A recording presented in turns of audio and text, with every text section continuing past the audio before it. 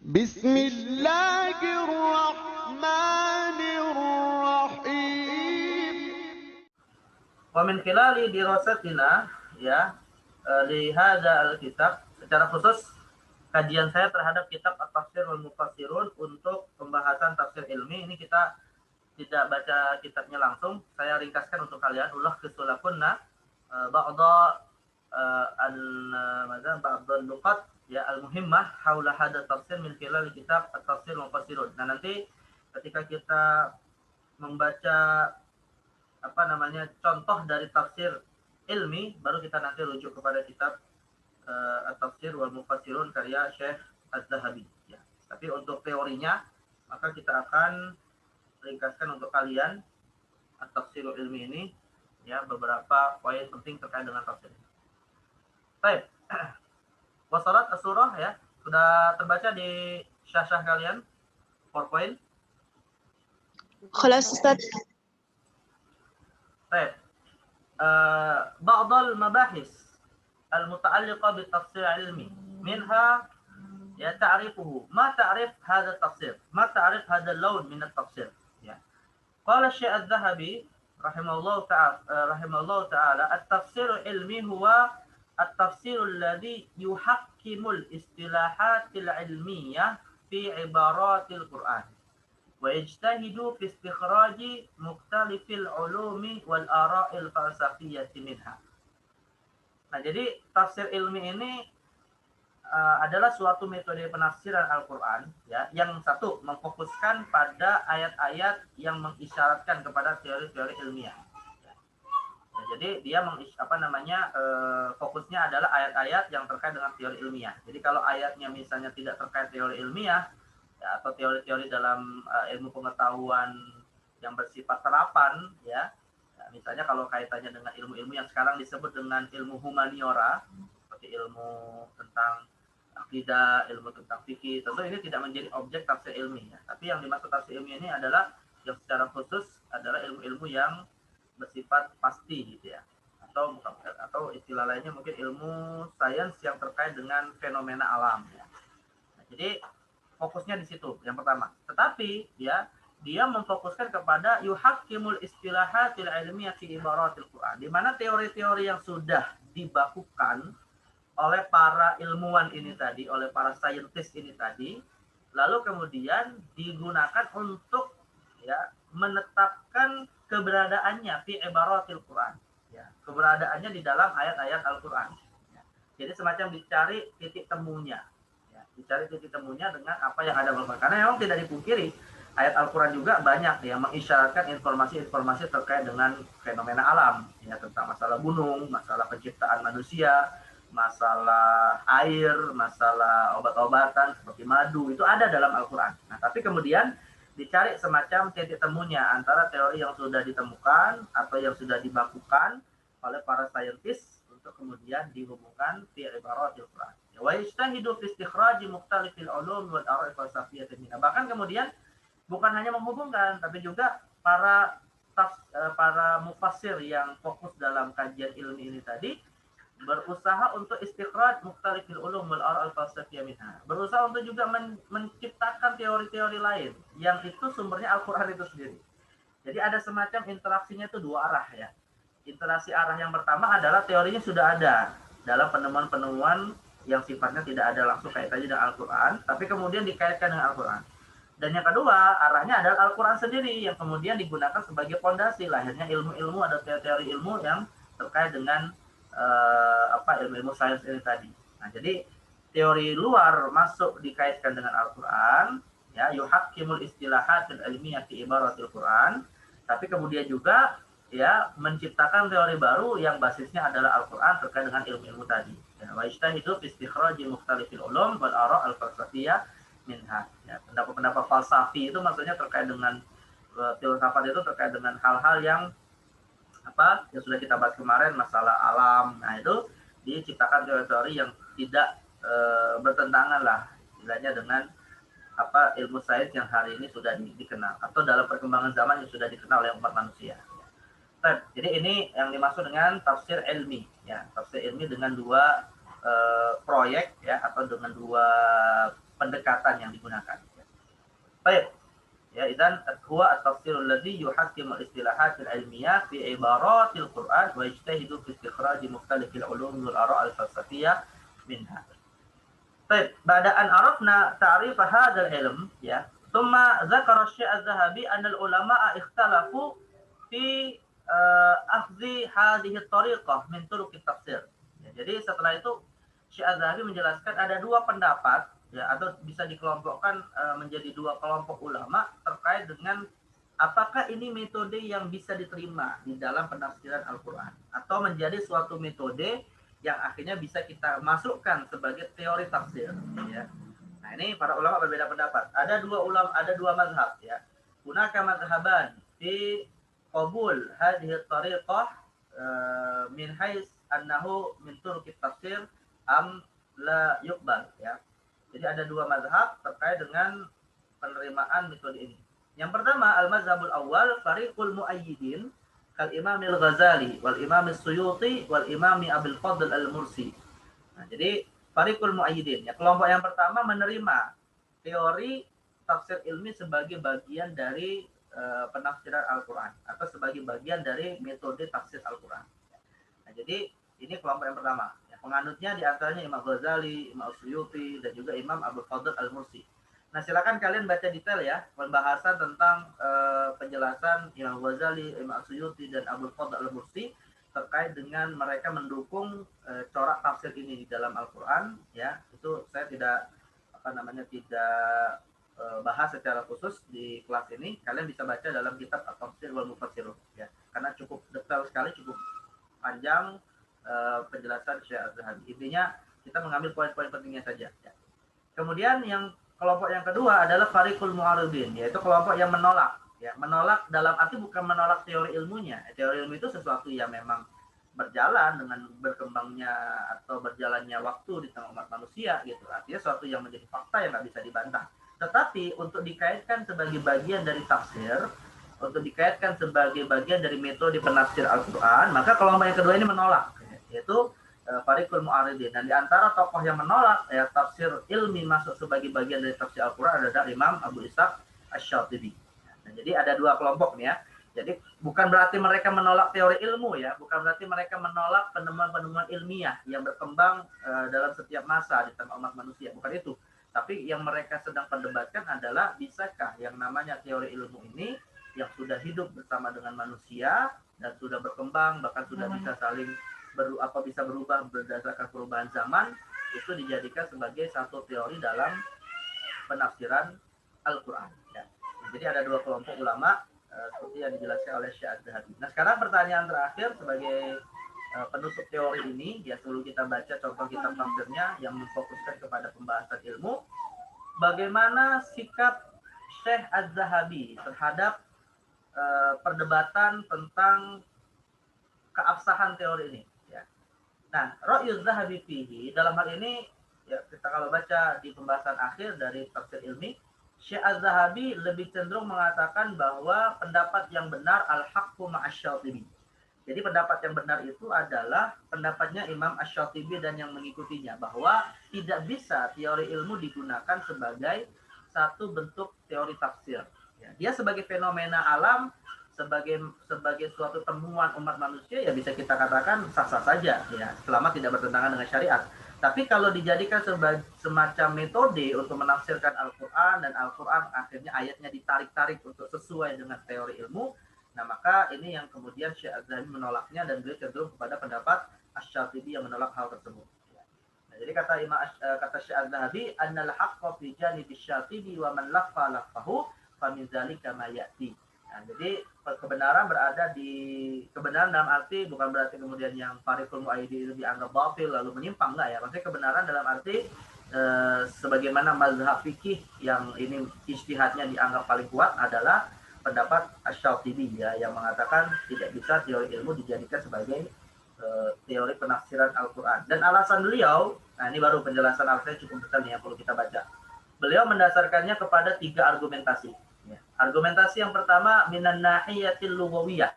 Ya, kita mengkaitkan kenapa menolak teori ilmu menjadi satu teori tafsir berdasarkan alasan secara kebahasaan Al-Qur'an, ya minan nahiyatul lughawiyah. Nah, bagaimana penjelasan Syekh Az-Zahabi ya terkait dengan faktor kebahasaan dalam Al-Qur'an yang tidak atau yang bisa dijadikan faktor bahwa teori ilmi tidak bisa dijadikan sebagai teori penafsir Al-Qur'an. Dzalika annal alfadz al-lughawiyyah lam taqif 'inda ma'nan wahid min ladun istimaluha ila al-yaum. Ya, karena alasannya kata beliau penggunaan bahasa ya itu tidaklah berhenti dalam satu makna ketika digunakan selama perkembangan kehidupan manusia. Bal tadarrajat hayatul alfaz wa tadarrajat dalalatuha.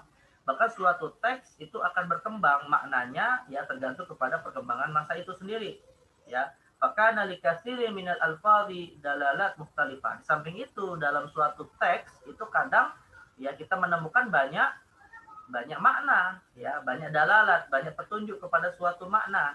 Ya, wa nahnu wa in kunna la na'rif syai'an an tahdidi hadha tadarrus wa tarikh zuhuril ma'anil mukhtalifah lil kalimat, ya, dan kita kalau misalnya tidak mengetahui pembatasan perkembangan makna dari suatu teks ini dan juga perkembangan masa ya dari perubahan makna-makna ini tadi untuk satu kalimat yang sama, nastati an-naqta ya bi anna ba'dal ma'ani lil kalimatil wahidah haditsun bi istilahi arbabil ulum wal funun. Maka bisa kita simpulkan secara pasti bahwa makna-makna dari suatu kalimat itu bersifat hadis, sesuatu yang bisa baru diciptakan gitu ya. Tergantung kepada siapa yang mendefinisikannya min arbabil ulum wal funun, dari para ulama dan ahli-ahli keilmuan yang beragam. Fahunaka ma'ani lughawiyah, di sana ada istilah makna secara bahasa untuk satu teks. Ada ma'anin syar'iyyah, ada makna secara syar'i, artinya terkait dengan konteks agama. Wahunaka ma'an urfiyah, makna secara urfi, secara tradisi. Wahadil, jadi satu lafaz tapi dia punya makna yang beragam.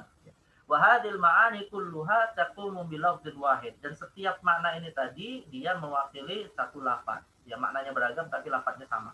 Ba'duha arafathul arab waqta nuzulul Qur'an. Sekarang dikaitkan dengan Al-Qur'an ya.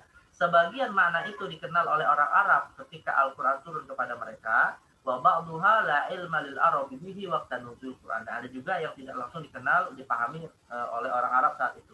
Nazran li huduthihi wa turuwihi 'ala lafzi. Karena adanya perkembangan makna atas suatu teks tadi. Fahal yaqil ba'da dzalika anna tawassa' hadha tawassul al-ajib fi fahmi alfazul Qur'an wa ja'alaha tadullu ala ma'anin jaddad istilahin hadithin wa lam tu'raf lil arab alladhi nazala Qur'an alaihim. Nah, kalau ya suatu teks itu bisa berkembang maknanya, ya, berkembang maknanya dalam arti jadi kita bicara dalam konteks teks yang umum, apakah kemudian bisa diterima secara logika akal ya untuk kita kembangkan makna Al-Qur'an dengan makna-makna hadis, dengan makna-makna baru yang itu bahkan tidak dikenal oleh bangsa Arab ketika Al-Qur'an itu turun kepada mereka. Ya, wa hal yaqil anna Allah Ta'ala innama arada bihadhil alfaz al-Qur'aniyah hadhil ma'ani allati hadatha ba'da nuzul Qur'an bi ajyal fil waqti alladhi nazala fihi hadhil alfaz min indillah. Dan apakah mungkin secara akal sehat kita bisa menerima bahwa Allah menginginkan dari lafaz-lafaz Al-Qur'an itu makna-makna yang akan terbaharukan ya dari sejak turunnya Al-Qur'an kepada generasi yang berbeda ya. Wa fil waqti alladhi nazala fihi hadhil alfaz min indillah wa tuliyat awwalu ma tuliyat ala man kana haulan nabi sallallahu alaihi wasallam, dan kemudian makna itu ya tidak diketahui ya di masa Rasulullah menyampaikannya. A'taqid anna hadza amrun la yaqiluhu illa man safiya nafsa wa ankara aqla.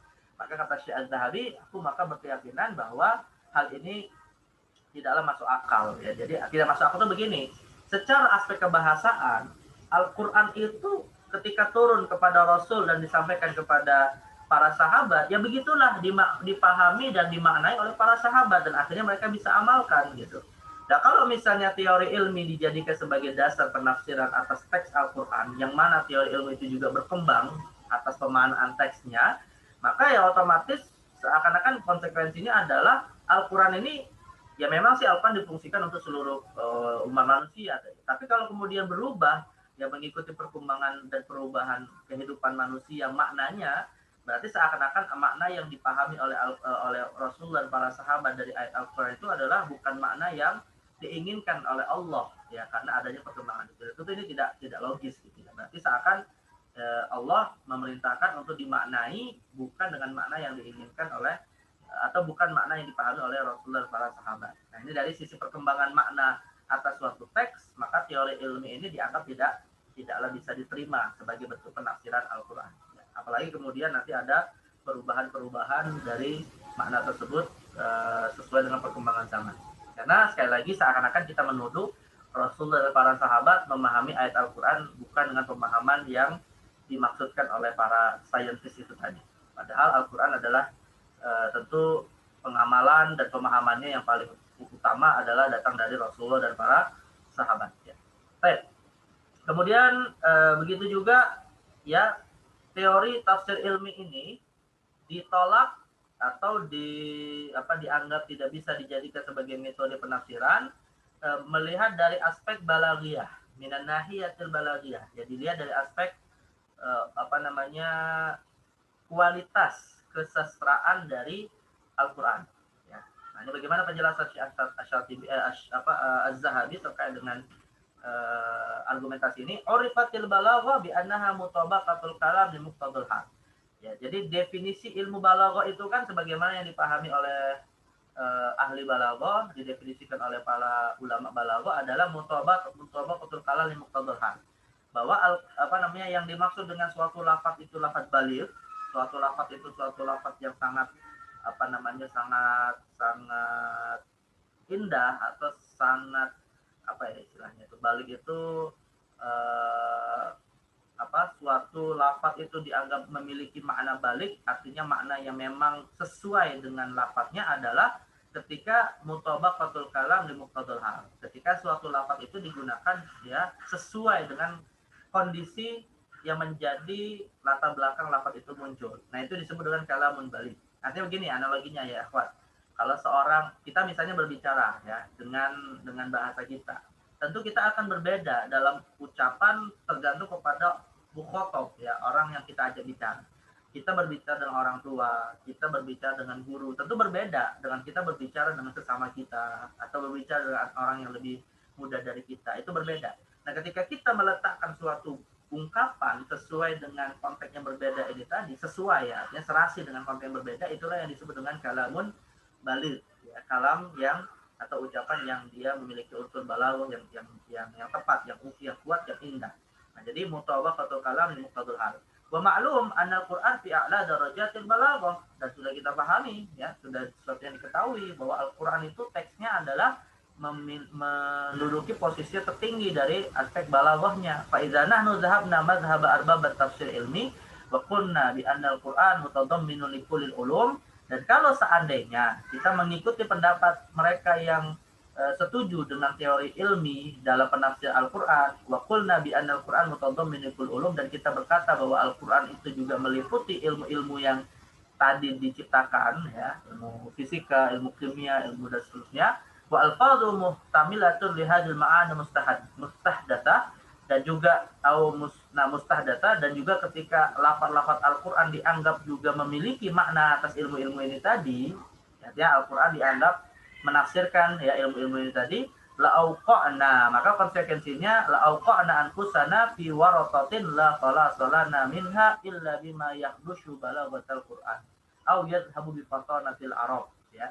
Maka kita akan jatuh kepada kebingungan yang tidak ada akhirnya ya, karena kita akhirnya minha illa bima yakhdash balaghatul Qur'an, yang akan bisa membuat unsur balaghatul Qur'an ini menjadi ternafikan ya, au yadhhab bi fatanatil arab, atau kemudian seakan tidak sesuai dengan peradaban orang Arab saat itu ya, yang kemudian dianggap tafsir ilmi ini tidak sesuai dengan Al-Quran yang turun kepada Rasul dan para sahabat. Ya. Wa dzalika li anna man khutibu bil Qur'an fi waqti nuzulihi an kanu yajhaluna hadhil ma'ani wa kana Allah yuriduha min khitabi iyyahum. Karena saat Al-Quran ini disampaikan kepada mereka saat turun, ya, maka hakikatnya kan Allah ingin mengajak mereka berbicara, mengajak mereka untuk semacam memahami yang diinginkan oleh Allah dari pesan-pesan Al-Quran. Ya. Lazima ala dzalika an yakuna Qur'an ghairu baligh. Maka kalau misalnya ditafsirkan secara ilmiah, atau secara teori-teori ilmi tadi seakan-akan Al-Quran ini ghairu balik. Al-Quran ini tidaklah bersifat balik, artinya tidak sesuai dengan akal mereka. Padahal yang namanya balaghah itu adalah tadi mutabaqatul kalam di muqtadul hal. Ya, bahwa Al-Quran ketika turun kepada bangsa Arab, ya memang mereka pasti akan bisa memahaminya karena sesuai dengan konteks mereka gitu.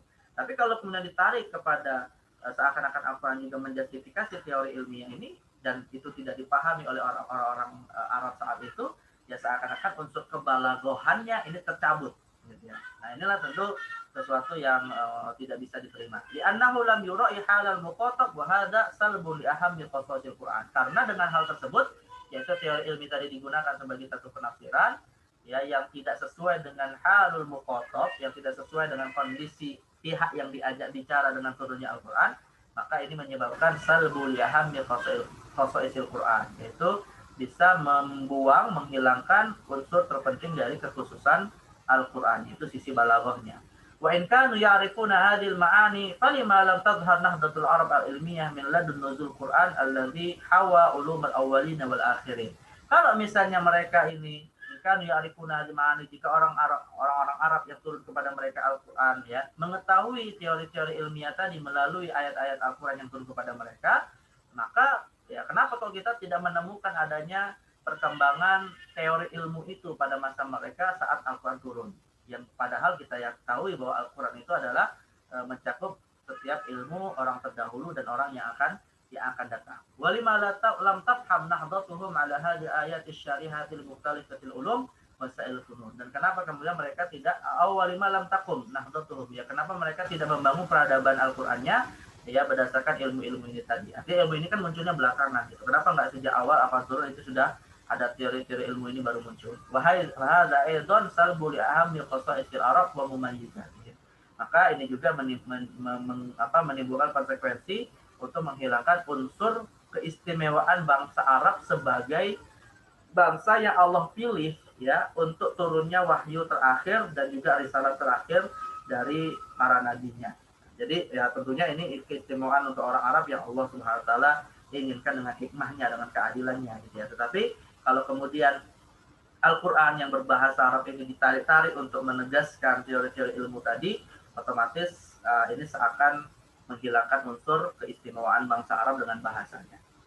Baik, jadi ini intinya juga dalam rangka membantah bahwa sekali lagi ya Akhwat, kita tidak menafikan lah istilahnya, nanti akan dijelaskan oleh Syekh Az-Zahabi, tidak menafikan adanya teori ilmu yang dikandung dalam Al-Quran terkait dengan penciptaan manusia, terkait dengan dunia kedokteran, bukan dinafikan hal tersebut, tapi yang ingin dibantah oleh Syekh Az-Zahabi di sini adalah jangan kemudian seakan-akan mengkaitkan Al-Quran ini dengan teori-teori ilmu itu yang mengikuti perkembangannya gitu ya. Seakan-akan Al-Quran itu menjadi makmum. Nah, itu yang tidak dibolehkan ya. Karena Al-Quran ini tentu adalah wahyu yang bukan hanya untuk dibatasi pada ketentuan waktu-waktu tertentu. Dan inilah yang kemudian akan dibantah melalui teori atau argumentasi yang ketiga ya.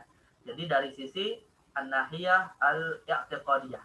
Jadi dari sisi aspek keyakinan sebagai seorang muslim, Syekh Az-Zahabi mengatakan bahwa tafsir ilmi ini tidak juga cocok ya dengan keyakinan seorang muslim terhadap Al-Quran gitu. Karena kalau misalnya tetap diyakini sebagaimana pemahamannya keliru terkait dengan tafsir sains, kita akan semacam mengingkari suatu keyakinan yang harus diyakini oleh seorang muslim terkait dengan Al-Quran. Nah, apa yang dimaksud keyakinan tersebut? Nah, Syekh Az-Zahabi mengatakan Al-Quranul Karim bakin ma ta'aqabal milwan. Ya, Al-Quran itu akan terus tetap ada, ya, tidak berubah, dan dia A sampai Z-nya nggak akan berubah meskipun perkembangan manusia berubah. Wa nizamuhu nafi'un li kulli asrin wa zaman. Dan ketentuan dalam Al-Quran itu senantiasa memberi manfaat untuk setiap masa dan waktu. Fa huwa yatahaddas ila uqulun nasi jami'an min ladun nuzulihi ila an yarisallahu al-ardha man 'alaiha. Dan Al-Quran ini juga berbicara kepada semua akal dari setiap setiap tabaqat manusia, setiap masa di antara manusia ya, sampai nanti dunia ini kemudian tidak lagi menjadi kehidupan bagi manusia sampai hari kiamat. Ya, wa huwa yusayyiru hayatahu fi kulli ma yamurruna bihi min marahiliz zaman. Al-Qur'an akan senantiasa berjalan ya dengan berjalannya zaman. Artinya dia akan terus menjadi panduan ya. Wa hadza kulluhu bi hukmi kaunihi kitabus syari'atil 'ammatis syamilah. Ini karena Al-Qur'an merupakan kitab yang berisikan ketentuan syariat yang sempurna. Hadza ma yajibu 'ala kulli muslim an ya'taqidahu. Nah, kemudian Syarani mengatakan inilah keyakinan yang harus diyakini oleh seorang muslim terkait dengan Al-Qur'an itu. Hatta yaslama lahu dinahu, agar agamanya selamat, wala yartaba fihi, dan dia tidak ragu terhadapnya. Ya, ini keyakinan yang harus didasarkan kepada Al-Qur'an. Fa idza nahnu dhahabna madhhaba man yuhammil Al-Qur'an kulla syai' wa ja'alnahu masdar li jawami'it tibbi.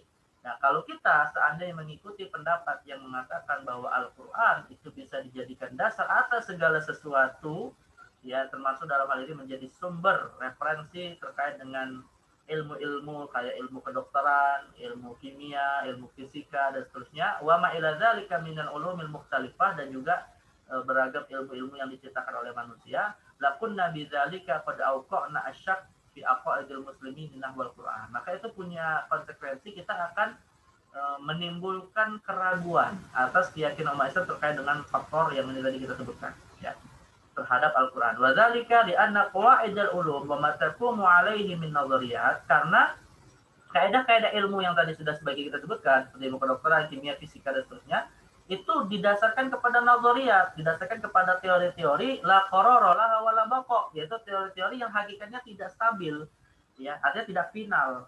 Dengan adanya penemuan baru, ya akan menghapus penemuan yang lama, gitu. Maka dia akan bisa berubah, gitu kan. Ya, lakunna biza, kemudian farubba nazariyat ilmiah qala biha alimun al-yaum. Nah, bisa jadi ada suatu teori ilmu, ya, terkait ilmu alam tadi yang disampaikan oleh seorang alim, artinya seorang ilmuwan, seorang saintis, ya, pada suatu masa, tapi itu meroja'anha ba'da zaman qalil katsir. Tapi kemudian dia merevisi teorinya karena menemukan fenomena baru, menemukan pembuktian baru, ya. Li'annahu dhahara lahu khata'u, atau bisa jadi teori lama ini beliau ilmuwan yang tadi ditemukan, kemudian rupanya ada ditemukan juga kekeliruannya dan harus direvisi. Ya. Ini kalau kita bicara teori ilmiah yang memang faktualnya seperti itu, ya.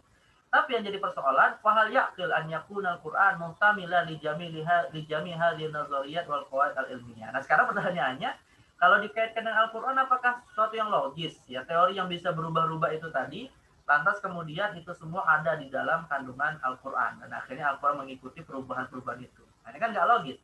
Ya, alama bainaha minat tanafi bertolak. Padahal teori-teori tadi bertentangan, dan Al-Qur'an tidak ada pertentangan di dalamnya, ya.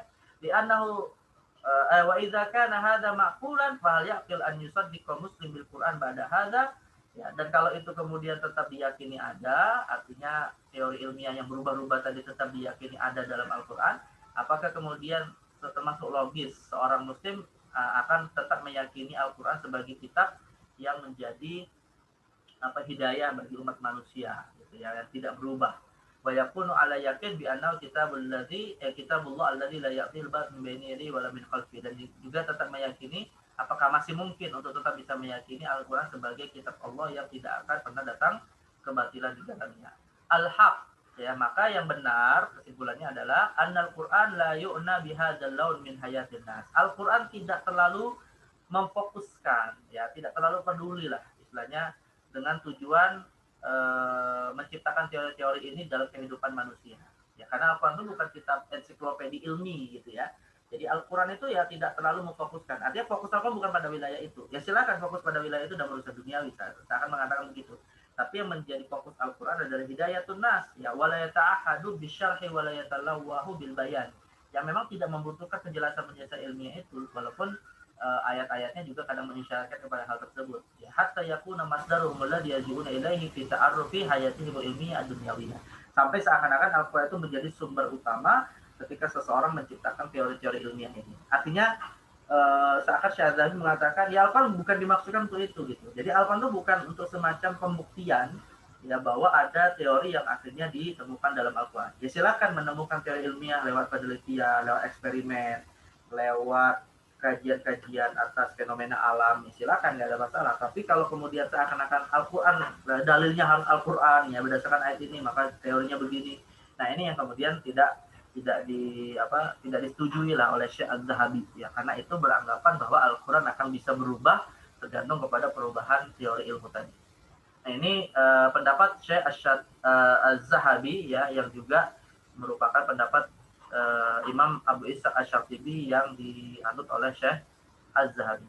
Tentu ini satu argumentasi yang bisa saja kita terima atau kita tolak ya, karena ada khilafiyah dalam masalah apakah teori ini bisa menjadi satu penafsir Al-Quran atau tidak. Baik, kemudian terakhir ya, apa hakikatul amrnya? Sebenarnya apa sih titik temu antara dua perbedaan ini yang hakikatnya ya, tanpa kita harus memperdebatkan antara yang menerima atau yang menolak. Ya, sebenarnya kalangan yang menerima teori tafsir ilmi pun tidak memaksudkan ya teori ilmu itu sebagai teori penafsiran yang bisa berubah. Gitu. Tapi yang dimaksud adalah begini, ini kata Syahzabi di kesimpulan akhirnya, lam yaro ashabu fiqrati tafsir ilmi di anal Quran masdaru hadhil ulum alladhi yarji ilaihi an-nas fi ta'arufi hayatihim wa ilmiyyah wa diniyah wa innama nazaru ilaiha kawajhi min wujuhi ijazil Quran. Jadi para ulama yang menerima teori tafsir ilmi di dalam penafsiran Al-Quran itu bukan berarti mengatakan Al-Quran sebagai sumber ya terciptanya teori-teori ini.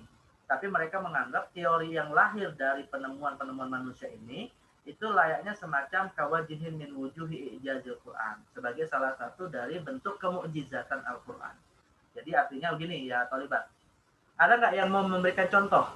Ya, memberikan contoh suatu teori ilmiah ya yang baru ditemukan teori itu pada masa kontemporer, tapi saat di masa Rasulullah belum disebut sebagai teori ilmu.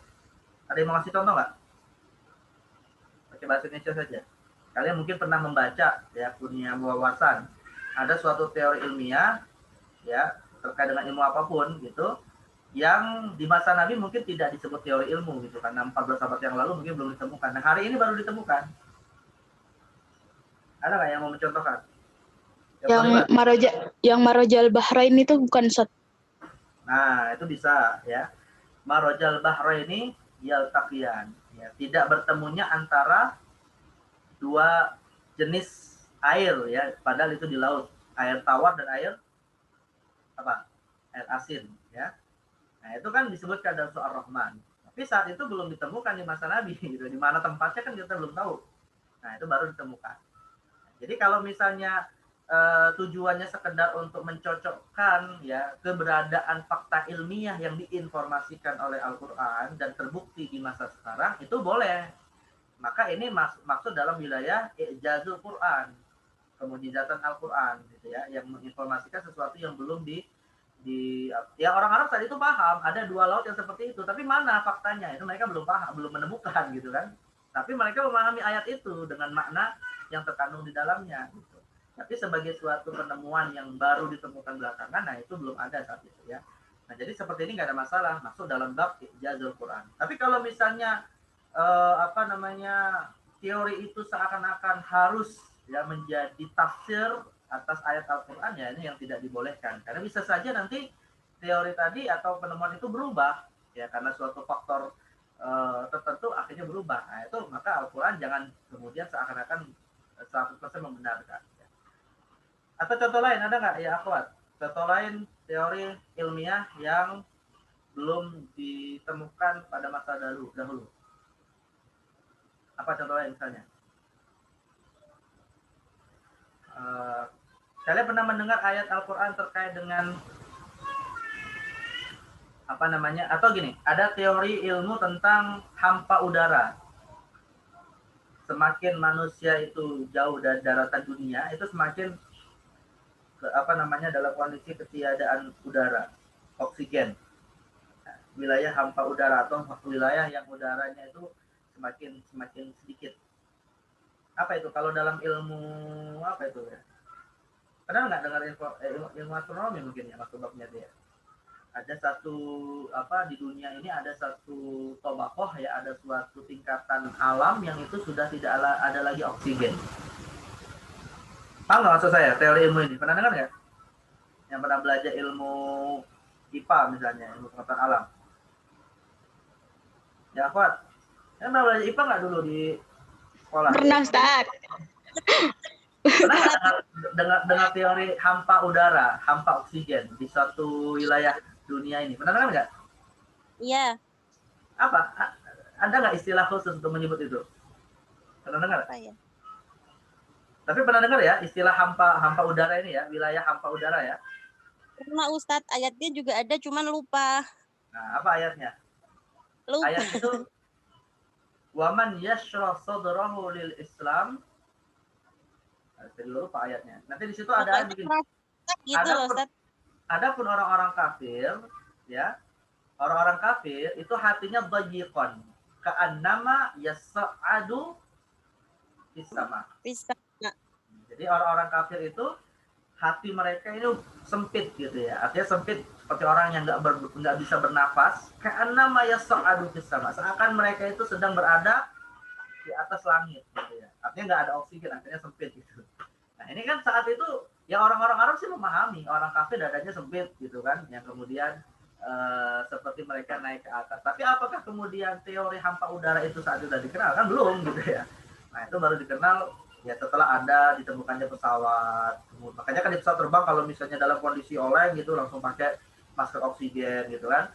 Nah, itu karena kita berada pada posisi seperti itu. Nah ini jadi teori-teori seperti ini nggak ada masalah kalau dikatakan sebagai bagian dari ijazul Quran. Tapi kalau kemudian sekali lagi teori ini semacam menjadi tafsir ya yang harus dijadikan metode penafsiran, nah ini yang kemudian dianggap cukup berkonsekuensi berat, nah gitu ya. Maka sekali lagi bukan sebagai teori tafsir, tapi sebagai wujuh i'jazil Quran. Nah itu bisa diterima ya. Wa hasbuhum an la yakuna fil Qur'ani nafsun sharihun yusadimu haqiqa ilmiyyah thabitah. Maka cukuplah bagi kita untuk mengkaitkan teori-teori ilmu tadi ketika dikaitkan dengan Al-Qur'an selama tidak bertentangan gitu. Tapi dengan catatan kalau misalnya bertentangan karena teori ilmunya berubah, ya Al-Qur'an bukan dikatakan salah. Nah, itu yang menjadi catatan ya, Pak. Jadi kan yang namanya teori ilmiah itu bisa berubah ya karena itu penemuan manusia yang bersifat relatif ya. Tetapi perubahan itu tidak otomatis akan berkonsekuensi kepada perubahan Al-Quran. Karena Al-Quran itu sifatnya stagnan, nggak akan berubah. Al-Quran, tapi di samping stagnan, tapi dia juga bersifat hidayah ya setiap masa. Nah, jadi akhirnya sekali lagi, kalau sekedar pembuktian yang memang ada dalam Al-Quran dan itu sifatnya sabit, ya silakan. Tapi kalau kemudian Al-Quran itu ditarik-tarik untuk berubah, ya sesuai dengan perubahan fenomena ilmu ini tadi, nah ini yang tidak boleh dilakukan. Baik, ini kesimpulan akhir dari Syekh Az-Zahabi terhadap kajiannya atas tafsir ilmiah. Tafsir al-madbu. Nah, sekarang apa contoh tafsir yang dicetak yang kita temukan ya sebagai kajian khusus yang membahas tafsir ilmiah. Nah, ini Syekh Az-Zahabi memberikan satu contoh ya tafsir berbahasa Arab yang dikategorikan tafsir ilmi, yaitu tafsir Al-Jawahir fi Tafsir Qur'anil Karim li Syekh Tantawi Jauhari. Nah, itu kitab Al-Jawahir fi Tafsir Qur'an. Jadi kalau sekarang sih sudah semakin banyak ya. Sekarang sudah digalakkan di kajian-kajiannya walaupun dalam bentuk tafsir maudhu'i, dalam bentuk teori tafsir tematik. Jadi bukan penafsir Al-Qur'an 30 juz semuanya tafsir ilmi, enggak ya. Sekarang lebih kepada tafsir tematik. Jadi misalnya seperti kajian Dr. siapa namanya? Saya lupa. Dr. Najjar Zarlul ya, itu beliau juga mengkaji tafsir ilmi al-ardu fil Quran ya, bumi dalam Al-Qur'an, kemudian gunung dalam Al-Qur'an. Nah, itu beliau menulis kitab-kitab yang sifatnya tematik begini. Bahkan majelis Departemen Agama juga sudah merilis ya, sudah mencetak tafsir ilmi tapi secara tematik gitu ya. Jadi bukan 30 juz dari Al-Fatihah sampai An-Nas kemudian semuanya ilmi semua, enggak mungkin itu bisa dilakukan. Tapi kalau sifatnya tematik saja, mengangkat teori-teori tertentu, tapi dibahas dalam kajian Al-Quran secara maudhu'i, maka ini sudah banyak dilakukan hari ini ya. Namun sekali lagi, untuk masa awal-awal perkembangan tafsir Al-Quran, khususnya di masa kontemporer ini, tafsir yang cukup penting dijadikan contoh sebagai tafsir ilmi adalah tafsir Jawahir, ya, karya Syekh Tantawi Jauhari. Untuk waktu yang tersisa kita akan membaca tafsir Tantawi Jauhari ini melalui kitab At-Tafsirul Mufassirun karya Syekh Az-Zahabi. Tapi sebelumnya mungkin ada yang mau bertanya dulu?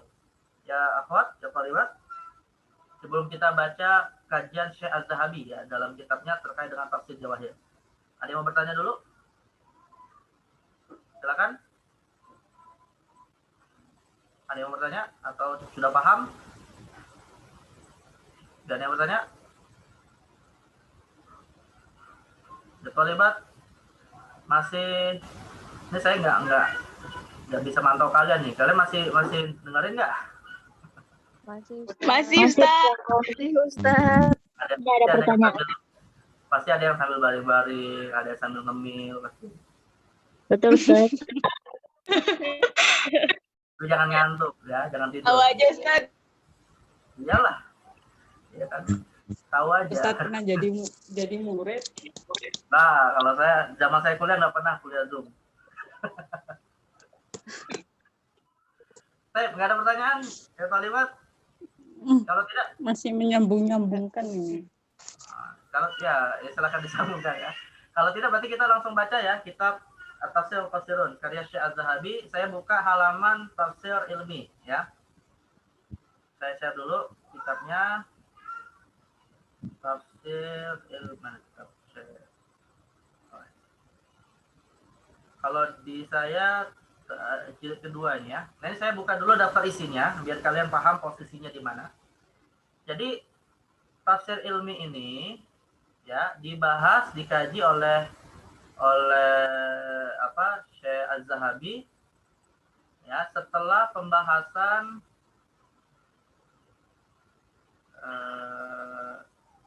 tafsir apa yang kemarin itu tafsir falsafi ya. Enggak Mak. Setelah tafsir fuqaha. Jadi ini saya sengaja akhirkan ini ya. Jadi setelah kemarin kita bahas tafsir falsafi ini kan selesai ya, sudah kita bahas walaupun kita belum membaca kajian atas Ibnu Sina ya. Tapi kita coba saja tafsir falsafi ini sudah kita bahas. Nah, sebenarnya sih pembahasan berikutnya adalah tafsir fuqaha sebenarnya. Ya, tapi karena tafsir fuqaha ini kita bisa masukkan sebagai tafsir mazhab. Yang nanti mazhab itu ada dua, ada mazhab fikih dan ada mazhab akidah. Maka ini saya sengaja akan kita akhirkan saja ya. Dan kita langsung kepada tafsir ilmi karena memang tafsir ilmi ini erat kaitannya dengan tafsir filsafat. Ya, karena tafsir filsafat juga basisnya adalah teori-teori ilmu. Ya. Nah, jadi maka kita langsung loncat hari ini kepada tafsir ilmi. Nah, di sini ya tafsir ilmi halaman 349. Ya, tafsir ilmi. Nah, tadi sudah kita bahas makna tafsir ilmi, kemudian an-naw' min at-tafsir wa qasadu qa'ila bihi. Ya, ini pendapat-pendapat para ulama yang pro, Imam Ghazali, Imam As-Suyuti, Imam Abdul Fadl Al-Mursi, ini yang pro terhadap teori tafsir ilmi, walaupun tadi Syekh Azhari mengatakan maksudnya pro itu bukan seperti mengikuti perubahan fenomena ilmu ya, tetapi bagi dari ijaz. Nah, kemudian ada Ikarus Syatibi. Nah, ini mazhab yang kedua ya. Pendapat Asy-Syatibi yang menolak dan juga Syekh Ikhtiyaruna Syekh Az-Zahabi cenderung kepada pendapat Az-Zahabi ya. Nah, setelah itu baru beliau masuk ke bab berikutnya. Ini masuk bab terakhir malah, khotimah. Bab penutup. Kalimah ammah anit tafsir wa alwanihi fil asli hadis. Ya. Penjelasan umum terkait dengan tafsir dan corak-coraknya pada masa kontemporer. Nah, setelah itu baru beliau masuk kepada penjelasan beberapa tafsir yang masih yang masih bertahan atau diciptakan malah ya. Jadi tafsir fikih masih ada, tafsir sufi masih ada ya. Dan di sini beliau menyebutkan beberapa jenis tafsir baru di masa alwanut tafsir fil asli hadis. Lalu kemudian memulainya dengan menjelaskan tafsir ilmi. Jadi al-launul ilmi li tafsir fi aslinal hadir. Ya, kemudian rawajul tafsir ilmi, perkembangan tafsir ilmi, kemudian ahamul kutub allati uniyat bihadzal laun, beberapa kitab yang mengkhususkan teori tafsir ilmi. Nah, ini yang akan kita baca adalah Al-Jawahir fi Tafsir Quran di Syekh Tantawi Jauhari. Ya. Jadi kita akan baca tafsir Al-Jawahir fi Tafsir Quran karya Syekh Tantawi Jauhari dan beberapa penjelasan beliau terkait dengan tafsir ini sampai ini ya, inkaru ba'dul ulama ya, sampai pengingkaran sebagian ulama terhadap teori tafsir ini. Dan baru kemudian nanti beliau melanjutkan dengan al-launul mazhabi.